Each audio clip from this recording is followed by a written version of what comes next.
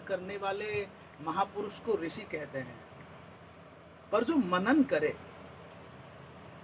जो मौन की गहराइयों में पहुंच करके आत्म चेतना का परिष्कार करे, आत्म चेतना का साक्षात्कार करे, मनन करे, वो मुनि है। तो वो कैसा? बोले बोले दुखेषु अनुद्विग्न मनाः। मैं पुनः बारंबार ये निवेदन करता हूँ कि जो भी चर्चा हो उसको अपने ऊपर भी घटाते हुए चलें। हमारी स्थिति क्या है, हमारी अवस्था क्या है, स्वयं को चेक करते रहेंगे, स्वयं को का स्तर नापते रहेंगे तो गीता अधिक लाभदायक हो जाएगी। तो दुख आने पर हम उद्विग्न होते हैं कि नहीं? और यदि हम उद्विग्न होते हैं तो हमारी बुद्धि स्थित नहीं है, हमारी प्रज्ञा स्थिर नहीं है। उसकी भूमिका का वर्णन कर रहे हैं, दुखेषु अनुद्विग्न मनाः। कुछ लोग तो दुख होने पर उसको व्यक्त करने के लिए विभिन्न प्रकार के, कोई आंसू गिराता है, कोई बिलखने लग जाता है, कोई कूदने लग जाता है, कोई दौड़ने लग जाता है। तो दुख को व्यक्त करने के, कोई क्रोध आदि करने लग जाता है। दुख को व्यक्त करने के अनेक प्रकार लोगों ने ईजाद किए मैंने अन्वेषण किए हैं, अनुसंधान किया है। पर स्थित मुनि वो है, स्थिर प्रज्ञ वो है, आध्यात्मिकता के उच्चतम सोपान पर आसीन महानुभाव कौन? बोले जो दुख आने पर भी शांत रहे, परेशान ना हो। और दूसरी बात, दुखों में आप शांत रहते हैं, बड़ी बात है, पर सुखों में भी आप विगत स्पृह हो, माने सुख प्राप्त करने में आपकी स्पृहा ना हो। दो ही समस्या है संसार में मनुष्य की, विशेष रूप से सुख और दुख। ये बंद कर दोगे तो अच्छा रहेगा, ये थोड़ा जोर लगाएं। नारायण नारायण नारायण। श्रीमद अन्नम भट्ट ने तर्क संग्रह में सुख और दुख के बारे में कहा, सर्वम अनुकूल वेदनीयम सुखम। जो हमको अनुकूल लगता है संसार में, जो कुछ भी, चाहे व्यक्ति हो, वस्तु हो, स्थान हो, जो हमें अनुकूल लग रहा है वो सुखजनक है। हमारे अनुकूल जो नहीं है वो दुख है। बहुत सरल सी, साधारण सी परिभाषा है, सर्वम अनुकूल वेदनीयम, मनसा अनुकूल वेदनीयम सुखम, और मनस प्रतिकूल वेदनीयम, मन के प्रतिकूल जो जानने में आ रहा है, वो चाहे व्यक्ति हो, चाहे वस्तु हो, चाहे स्थान हो। व्यक्ति भी सुख देता है, वस्तु भी सुख देती है, और स्थान भी सुख देता है। तो भाई वो स्थान बहुत अच्छा लगता है, चलो वहीं चलते हैं। वो वस्तु बहुत अच्छी है, वही मिल जाए। वो व्यक्ति बहुत अच्छा है, वो हमारे मन का है, वो मिल जाए, चलो उसके पास चलते हैं। ऐसे ही व्यक्ति, वस्तु, स्थान दुख भी देते हैं। अरे वो स्थान बहुत खराब है, वो वस्तु बहुत खराब है, वो व्यक्ति बहुत खराब है। तो जिससे सुख की प्राप्ति होती है वो वस्तु, व्यक्ति और स्थान, और जिससे दुख की प्राप्ति होती है वस्तु, व्यक्ति, स्थान। ये विभाजन हो गया सुख दुख का। तो दुख की संप्राप्ति पर अनुद्विग्नता हो, उद्विग्नता ना हो, और सुख की संप्राप्ति में कोई बहुत स्पृहा ना हो, लालसा ना हो। तो अब ये बहुत कठिन बात है, कहना जितना सरल है उतना ही होना बहुत कठिन है। दुख में भी हम सौम्य शांत रहें और सुख में भी हम सौम्य शांत रहें, ये बहुत कठिन बात है। और हमको तो ऐसा लगता है कि दुख को पचाना आसान है।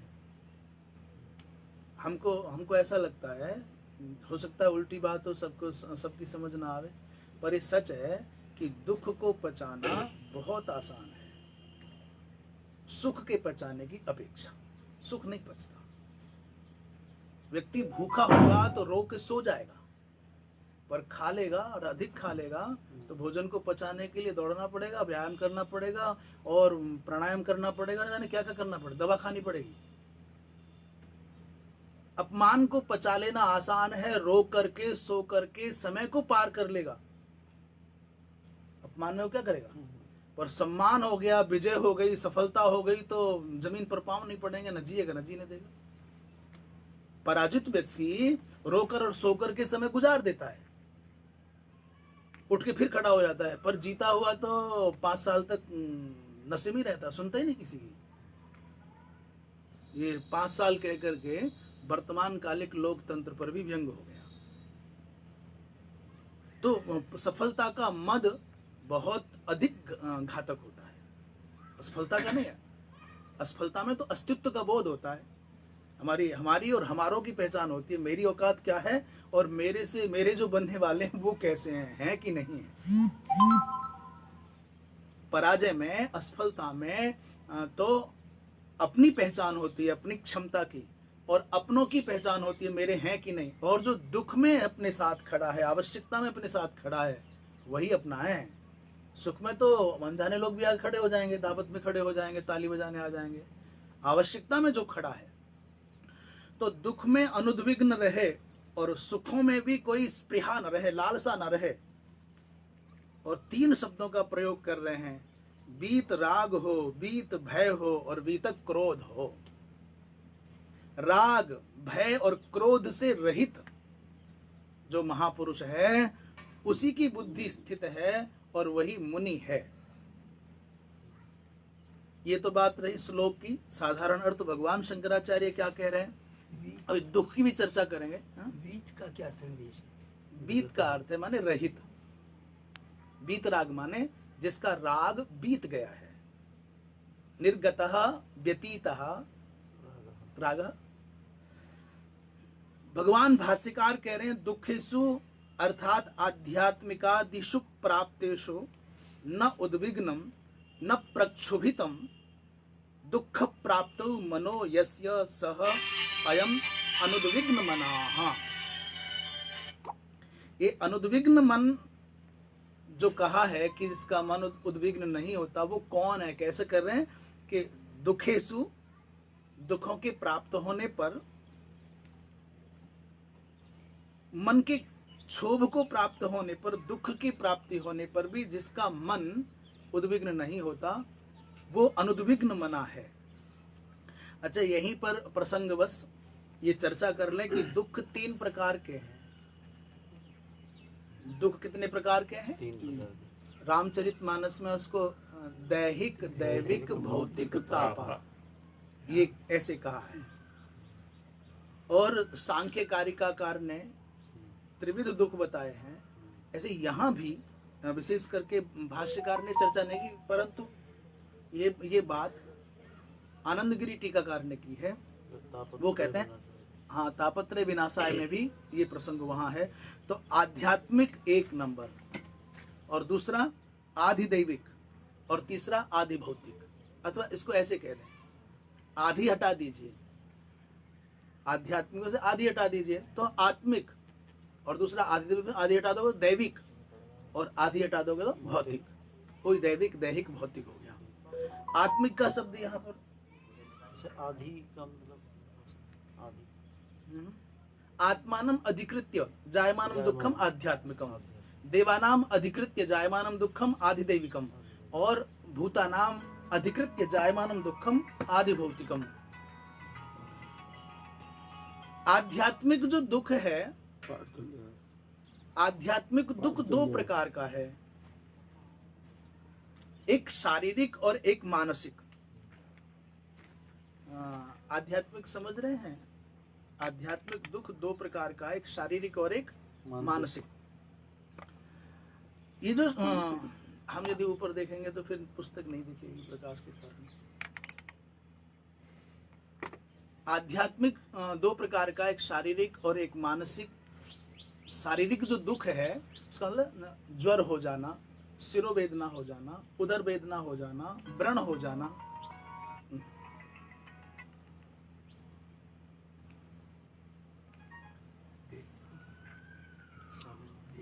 ज्वर, सिरोवेदना दीनी। और जो मानसिक दुख है, वो मानसिक दुख क्या है? बोले बहुत सरल बात है। मानसिक दुख है जो हम चाहते हैं वो नहीं हो रहा, ये मानसिक बीमारी है। और जो हम नहीं चाहते हैं वो हो रहा है, ये मानसिक बीमारी है।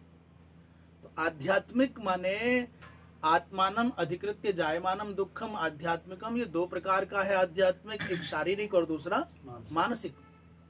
शारीरिक है जो बीमारियां हैं, सर में दर्द हो गया, पेट में दर्द हो गया, चोट लग गई। इसको आध्यात्मिक कैसे कहें? आध्यात्मिक का अर्थ आत्मा नहीं शरीर है। आत्मानम माने शरीरम अधिकृत्य जायमानम जी, दैहिक उसी दैहिक का ही ये अनुवाद है यहाँ पर, और जो आवश्यकता लगे बाद में पूछ लीजिएगा। हाँ, तो मानसिक माने इष्ट प्राप्ति रनिष्ट प्राप्ति रूपाणी, इष्ट अप्राप्ति, इष्ट की अप्राप्ति और अनिष्ट की प्राप्ति। जो हम चाहते हैं वो नहीं मिला तो व्यक्ति व्यथित हो जाता है, मानसिक रूप से परेशान रहता है, उद्विग्न रहता है, और जो नहीं चाहता है वो हो जाए तो भी परेशान रहता है। अच्छा, दूसरा है आधिदैविक। आधिदैविक क्या है? बोले अति बात अति वर्षादि निमित्तानि, कभी अतिवृष्टि अनावृष्टि, ये बहुत आंधी हो गई, तूफान आ गया, भूकंप हो गया, तो ये जो क्षति हो जाती है, इससे जो पीड़ा मिलती है, ये आदि दैविक है, देव निमित्तक जो दुख है। तीसरा आदि भौतिक माने व्याघ्र सर्पादि प्रयुक्तानि, व्याघ्र के द्वारा, सर्प के द्वारा, जीव जंतुओं के द्वारा जो पीड़ा मिलती है जीवों के द्वारा, वो आदि भौतिक है। तो ये प्रसंगवश तीन प्रकार के दुख का, उसी को संकेत में भाष्यकार कहते थे दुखेषु माने आध्यात्मिका दिशु। आध्यात्मिक माने दो प्रकार का, शारीरिक और मानसिक, और आधि दैविक हम प्रसंगवश कहे आए हैं, और आधि भौतिक। इन तीनों प्रकारों के दुखों की प्राप्ति होने पर भी जिसका मन क्षुभित नहीं होता, उद्विग्न नहीं होता, वो महापुरुष अनुद्विग्न मना है। तथा सुखेषु प्राप्तेषु विगता स्पृहा, स्पृहा माने तृष्णा, प्राप्त सुखों में जिसको तृष्णा नहीं है। अच्छा, इसको एक दूसरे ढंग से और चर्चा करें सुख दुख के संबंध। तो एक दूसरी बात, ये तो आएगा प्रसंग आगे। हम ये कह रहे थे ना कि सुख का पचना बहुत कठिन है, अनुकूलता का पचना बहुत कठिन है, दुख का तो पचना आसान है। उदाहरण, हरिद्वार से कावड़ लेकर के कोई चला, बहुत आनंद है, बड़ी प्रसन्नता है, छाले पड़ गए, चोट लग गई, तो भी व्यक्ति चला जा रहा है, दवा करके, पट्टी बांध करके, शिव जी का नाम लिए हुए, एक भक्ति के प्रभाव में देह की पीड़ा को विस्मरण करके चलता है। जैसे निर्जला व्रत करने वाला, प्यास तो सबको ही लगती, मनुष्य है, पर वो भक्ति के प्रभाव से, संकल्प के प्रभाव से, इष्ट की कृपा से पचाता है, वो चलता है सब। तो पीड़ा होने पर भी व्यक्ति चल रहा है, पर सुख में क्या हुआ, रास्ते में शिविर लगे होते हैं, बहुत सुंदर व्यंजन है, हाथ जोड़ करके लोग कह रहे हैं महाराज नहीं प्रसाद पालो, नहीं रुकिए महाराज, बिल्कुल भूख नहीं है, बिल्कुल इच्छा नहीं है, पर आग्रह पर रुक गए, और उन लोगों ने एसी लगा दिया या कूलर लगा दिया, बढ़िया भोजन किया, और थोड़े कहा उनके आग्रह पर विश्राम करने लगे, सो गए। बताओ यात्रा किसकी अवरुद्ध हुई? दुख में पीड़ित व्यक्ति, जिसको चोट लगी है, छाला लगा है, जो औषधि ले रहा है, उसकी यात्रा रुकी, कि जो आनंद में बढ़िया खा करके चैन की नींद सो रहा, उसकी यात्रा रुकी। आपको लक्ष्य से भटकाने के दो कारण हैं, प्रतिकूलता भी और अनुकूलता भी, दुख भी और सुख भी। पर हम ऐसा समझते हैं कि संसार में सुख ने लक्ष्य प्राप्ति में बहुत बाधाएं पहुंचाई, उतना दुख नहीं पहुंचा सकता। और इस संसार में जितने भी लोगों का नाम है, स्वामी, जितने भी लोगों की आज चर्चा है सम्मान के साथ, उनमें कोई एक भी माई का लाल ऐसा नहीं है जो सुख पूर्वक सुंदर वस्त्र पहने, बढ़िया गद्दे सुख की सैया पर सोया हो और उसका नाम शेष रह गया हो। इस धरती के इतिहास पर धनवान बहुत हुए, बलवान बहुत हुए, बुद्धिमान बहुत हुए, ज्ञानी और महान बहुत हुए, बड़े बड़े सम्राट हुए, पर नाम शेष उनका ही है जो संघर्षों की आग में जल करके जिन्होंने अपने व्यक्तित्व को तपाया है, वही जीते हैं। सुख की सेज पर सोने वाले की चर्चा कोई नहीं कर रहा है। जिन्होंने अपने जीवन को जलाया है, गलाया है समाज के कल्याण के लिए, परमार्थ के लिए, वो जिंदे हैं। और अपने लिए तो पशु पक्षी की तरह करोड़ों करोड़ लोग जी गए। एक भी जो आज जीवंत है चर्चा में, जिनकी दुनिया में आज किसी भी रूप में चर्चा हो रही है, आप बता दीजिए। कृष्ण हो, राम हो, महाराणा प्रताप हो, आद्य जगत गुरु शंकराचार्य हो, भाष्यकार भगवान वेदव्यास जी हों, पूज्य करपात्री जी महाराज हों, या किसी भी क्षेत्र के किसी व्यक्ति का नाम आप स्मरण कर लीजिए, एक भी ऐसा नहीं है जो सुख पूर्वक अपने घर की चार दीवारी के अंदर बहुत ठाठ से जिया कि राजा है कि राजकुमार है, वो जिंदा रह गया, चाहे पांडव हो चाहे राजा नल हो। चर्चा ये संसार उन्हीं की करता है जो खुद को संघर्षों की आग में तपा करके समाज के सामने आदर्श प्रस्तुत करते हैं। चंद्रशेखर आजाद, सुभाष चंद्र बोस,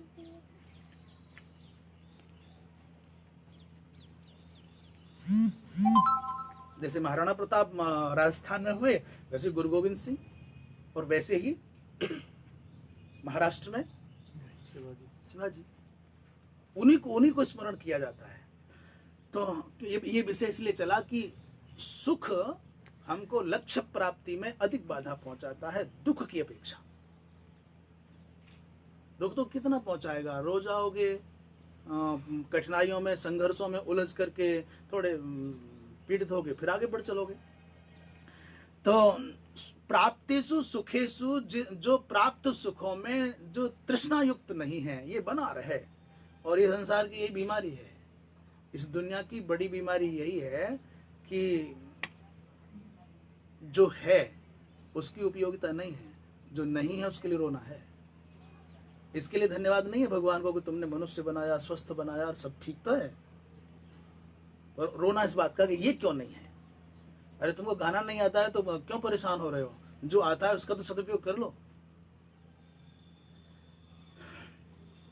अच्छा, कहते हैं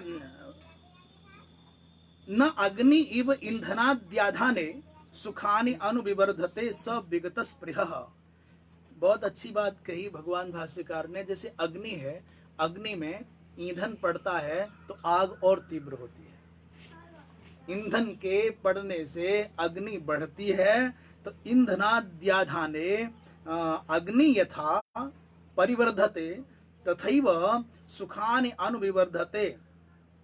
वो ऐसा नहीं है कि सुख के नए नए साधनों को प्राप्त करके और आनंदित हो, वो विगत स्पृह है, उसको देख रहा है। एक उदाहरण दें यहाँ, कुत्ता और हाथी। गीता जी है, और कुत्ता और हाथी का प्रसंग कहाँ से आ गया? विगत स्पृह का अर्थ है। एक बार हमको किसी महात्मा ने, नए महात्मा ने ये बात कही कि साहब मैं नया महात्मा हूँ और ज़्यादा पढ़ा लिखा नहीं हूँ, फिर भी मैं कार चाहता हूँ, मैं बढ़िया मठ या आश्रम चाहता हूँ, या बढ़िया कपड़े पहनना चाहता हूँ, या ये बिल्कुल सच्ची घटना है, महात्मा जी का नाम नहीं लेंगे हम। चांदी की थाली में खाना चाहता हूँ, तो कौन सा पाप कर रहा हूँ? कौन सा महात्मा है जो गाड़ी पर नहीं चल रहा है, जिसे गाड़ी नहीं चाहिए? कौन सा महात्मा है जो चांदी की थाली में नहीं खा रहा है, नहीं चाहिए चांदी की थालियाँ? कौन सा ऐसा महात्मा है जो बड़े मठ मंदिर नहीं बना रहा है? मैं नहीं कर लिया तो कौन सा आसमान टूट गया? और सीधा सीधा हमसे कहा और हमको आक्षेप करके कहा कि आप पर नहीं है, गाड़ी है, ऐसा है, ऐसा है। तो हम शांत हो गए, पर हमने एक बात कही, भैया आप कह तो सही रहे हो, सबको सब कुछ चाहिए, शरीर है तो भोजन सबको चाहिए, और यात्रा करनी है तो साधन सबको चाहिए, ये बिल्कुल सच है। पर एक हाथी है और एक कुत्ता है। कुत्ता किसी के हाथ में रोटी का टुकड़ा देखता है तो केवल खाने तक पूंछ नहीं हिलाता, जीभ नहीं लपलपाता, उसके चरणों को नहीं चूमता है, पूरी जिंदगी चूमने को तैयार रहता है। और जब जब वो आता है तब तक कान फड़फड़ाता है, जीभ लपलपाता, लोट भी नहीं आ करता है। एक हाथी है, भोजन वो भी खाता है, कुत्ते से शायद 100 गुना ज्यादा खाता है। हमने सुना है हाथी को एक मन चाहिए, हाथी को एक मन चाहिए, और हर दिन खाता है और 2 समय खाता होगा। परंतु हाथी कभी किसी के आगे न जीभ लपलपाता है, न पूंछ हिलाता है, न चरणों में लोट बिलैया करता है। जीवन निर्वाह के साधन सब जुटा रहे हैं, पर एक छल कपट कर रहा है, एक चरण चुंबन कर रहा है, चाटुकारिता कर रहा है, और एक ये स्वाभिमान की रक्षा करते हुए सब कुछ पा रहा है। सहज परमात्मक कृपा से प्रारब्धवश प्राप्त पदार्थों का प्रयोग कर रहा है, पर कैसे करे? हाथी की तरह से करना चाहिए। ये नहीं कि पैसे वाले को देखा और ये नहीं। जीवन निर्वाह के लिए सब ठीक है, सब आवश्यक है, पर हाथी की तरह से स्वाभिमान पूर्वक, स्वान की तरह से नहीं। तो ये बात इसलिए कही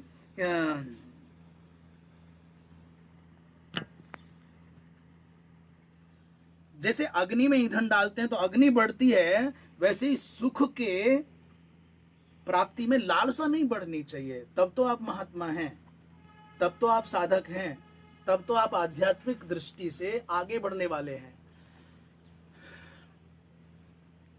अच्छा, ये बात महात्मा की नहीं है, सोचो कि साधु की है, ये साधक की बात है। और साधक की बात नहीं, मैं तो कहूं कि ये गीता जी चूंकि मनुष्य मात्र के लिए है, इसलिए मनुष्य मात्र के लिए है उपदेश।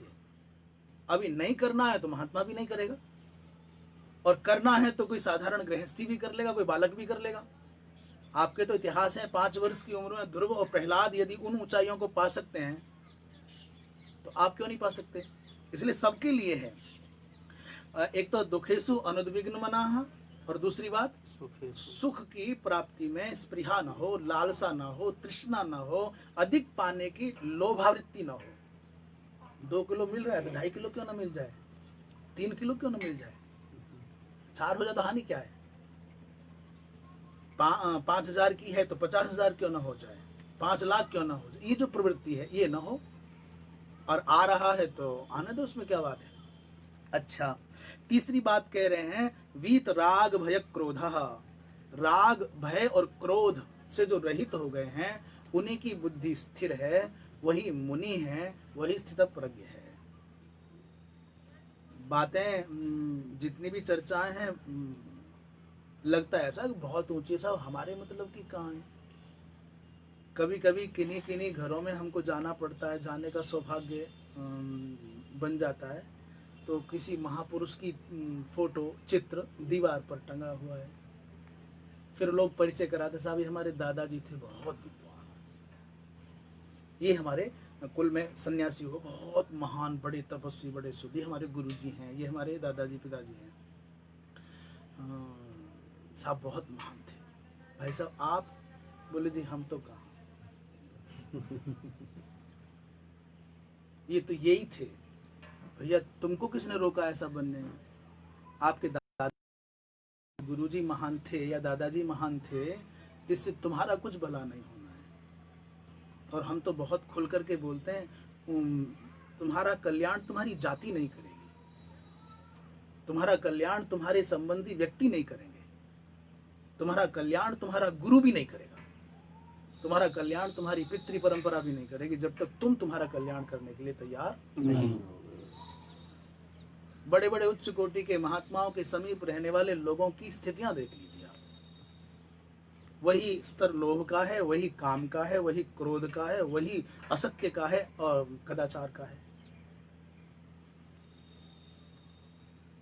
जैसे गंगा के किनारे पर खड़े होकर के व्यक्ति जब तक झुकेगा नहीं, गंगा जी में उतरेगा नहीं, तब तक आर्द्र नहीं होगा, तब तक गीला नहीं होगा, तब तक प्यास नहीं बुझेगी।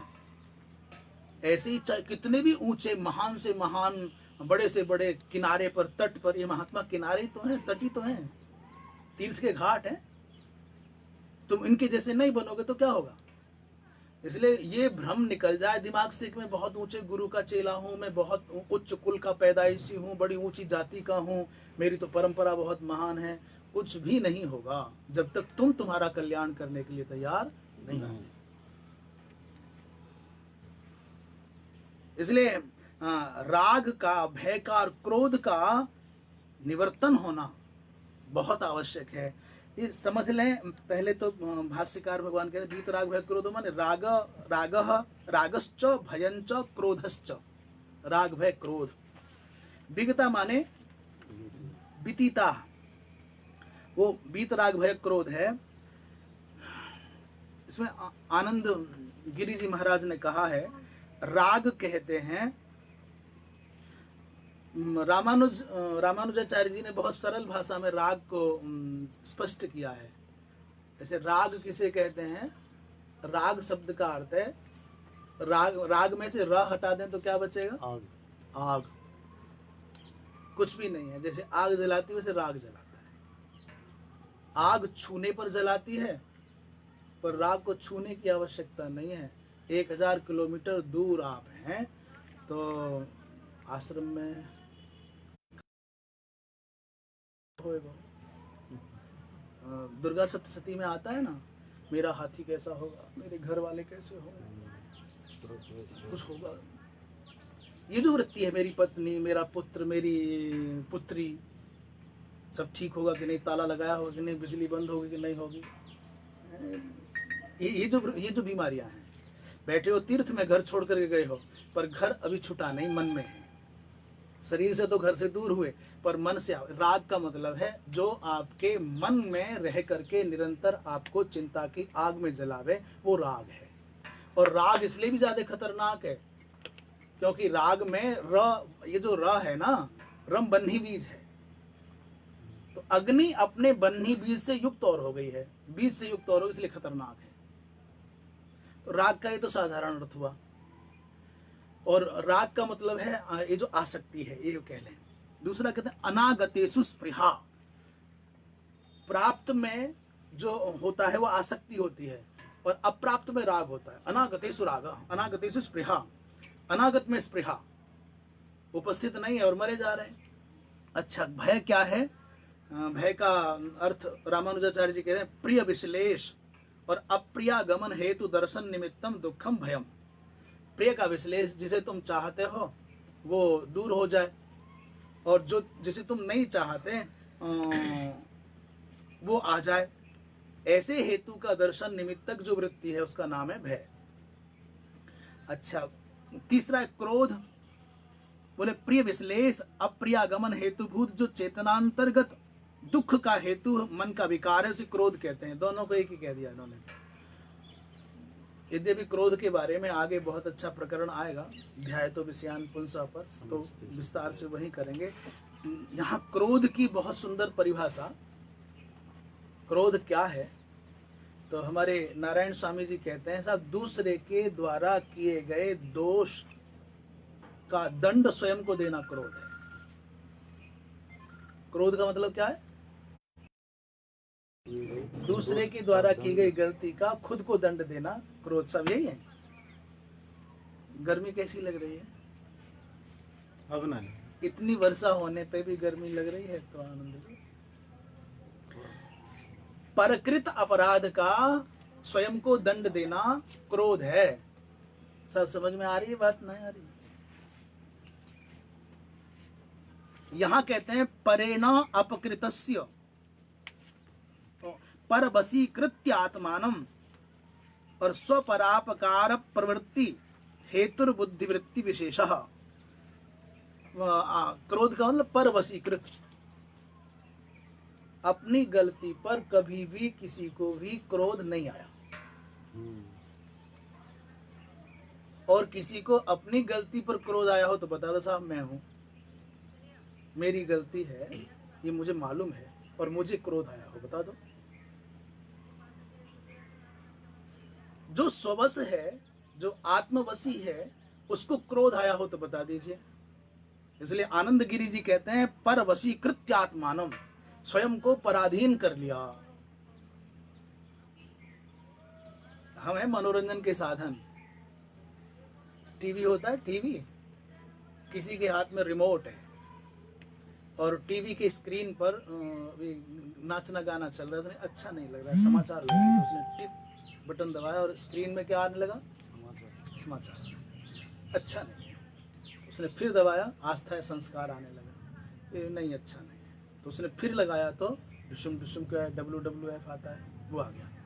उसको अच्छा नहीं लगा तो उसने फिल्म लगा दी।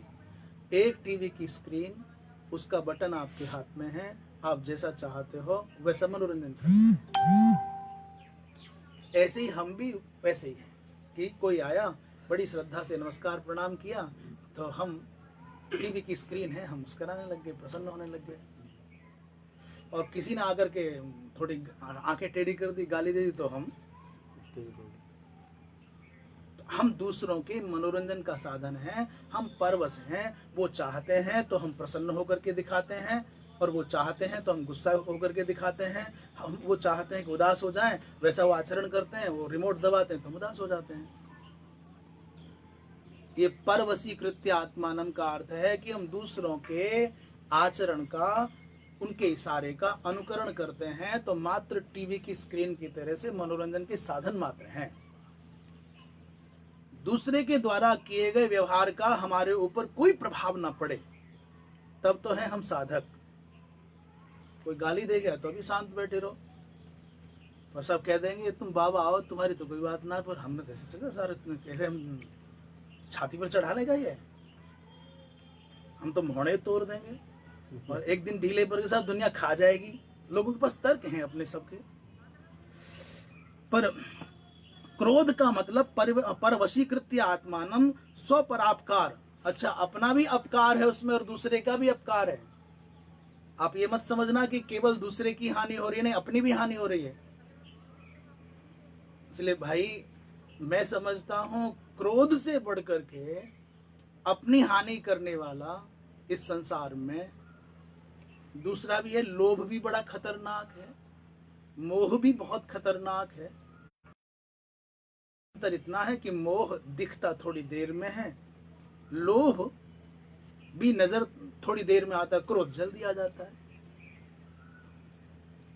जीवन को नष्ट करने के लिए, अपने सुख को, अपनी शांति को नष्ट करने के लिए लोभ, मोह और क्रोध, ये बहुत खतरनाक अंतःकरण के परिपंथी माने शत्रु हैं।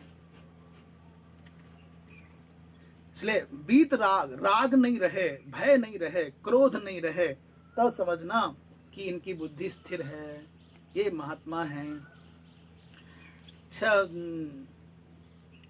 भगवत गीता के 16वें अध्याय में दैवीय संपत्ति और आसुर संपत्ति, और दैवीय संपत्ति की बात आई तो सबसे पहला शब्द है अभयम सत्व संशुद्धि। अभयम, इसका मतलब यह हो गया कि जिसके चित्त में भय है, सावधानी अलग बात है, भय अलग बात है।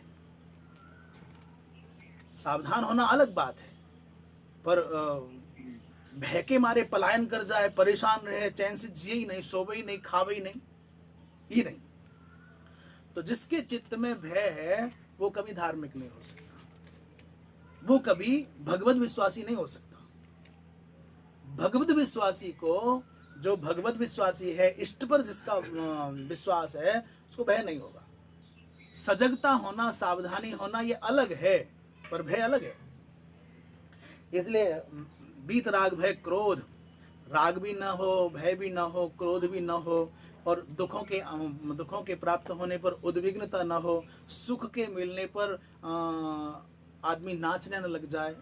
ऐसी वृत्तियां जिसके चित्त में है, ऐसा जिसका आचरण है, ऐसा जिसका जीने का ढंग है, वो स्थितप्रज्ञ है। दूसरे श्लोक के माध्यम से भगवान कृष्ण ने अर्जुन को निमित्त करके ये बात कही। आगे कहते हैं, यह समय हो गया। अच्छा, तो ये श्लोक अब चल गया है, तो श्लोक को स्मरण कर लें। इसी बात को आगे बढ़ा रहे हैं।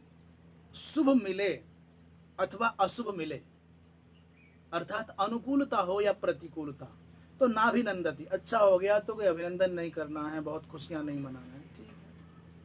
और कोई बुरा हो गया, प्रतिकूल परिणाम आ गया, अशुभ हो गया, तो उसको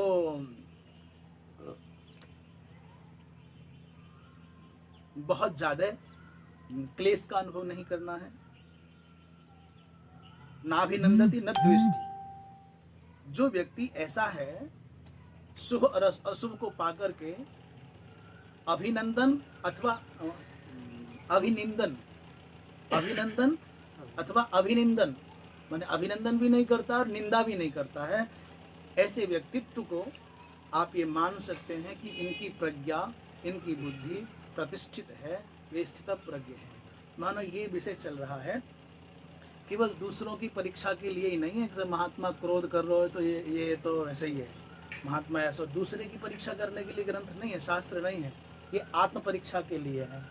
जब जब आप आत्मावलोकन करें, आत्म परीक्षण करें, तब तब ये पैमाना है। और ये मैं फिर निवेदन करूं, ये पैमाना दूसरों के मन को नापने के लिए नहीं है, ये स्वयं को समझने के लिए कि हमारी स्थिति क्या है। पहले श्लोक में सर्वथा कामनाओं के परित्याग की बात थी, प्रजहात यदा कामान सर्वान पार्थ मनोगतान, ये बात थी।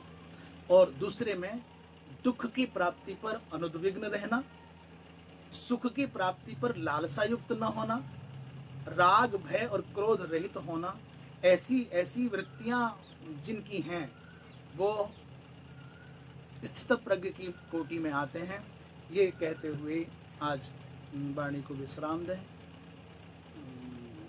पूर्णमदः पूर्णमिदं पूर्णात् पूर्णमुदच्यते पूर्णस्य पूर्णमादाय पूर्णमेवावशिष्यते।